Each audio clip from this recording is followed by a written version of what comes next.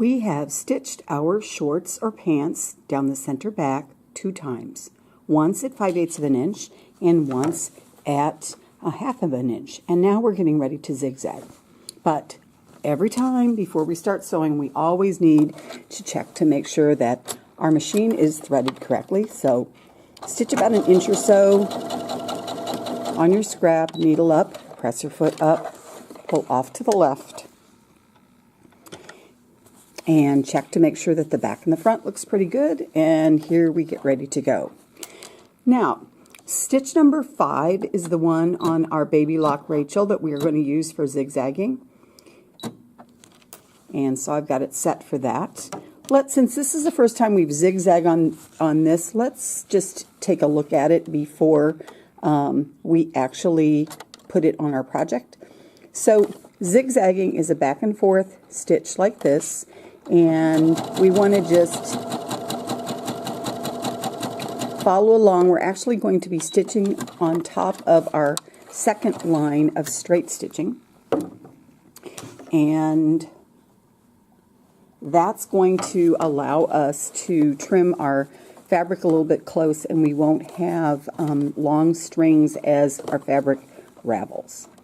So let me get the threads tucked underneath there. And again, we're going to start down at the center, or at the center of the by the legs, and we want to stitch with the edge of our fabric touching the 5/8 of an inch, and that should pretty much come over our second straight line of stitching. We do not want our zigzagging over here. We want it on our second line of stitching, which is at 1/2 of an inch. And I am not going to back stitch. I don't need to do that for this particular stitch because this part right here is going to get crossed by another seam, and so it won't come undone. Hang on to my stitches or my threads as I get started. And remember, going around the curve is a little more difficult if you want to go more slowly. Here's where I'm watching. Right here. Okay, and if I need to stop and rearrange my fabric, remember I can also lift my foot up a little bit if I need to make sure that it's staying right there. Okay, I'm going to bump the speed up just a little bit. Remember, use the speed that you are comfortable and successful with, because it is no fun to rip out. I still have to occasionally do it, but it's not something I like to do.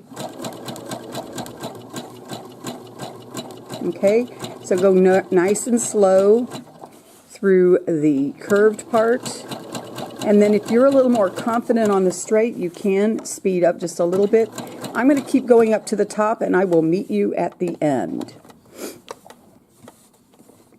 So I'm near the top. I'm going to stitch the last little bit. And because I don't have to back stitch, I'm just going to stitch straight off the end. Needle up, press your foot up, pull off to the left, and let's make sure that we clip those threads nice and close. I got to go back here and get this first one. Okay?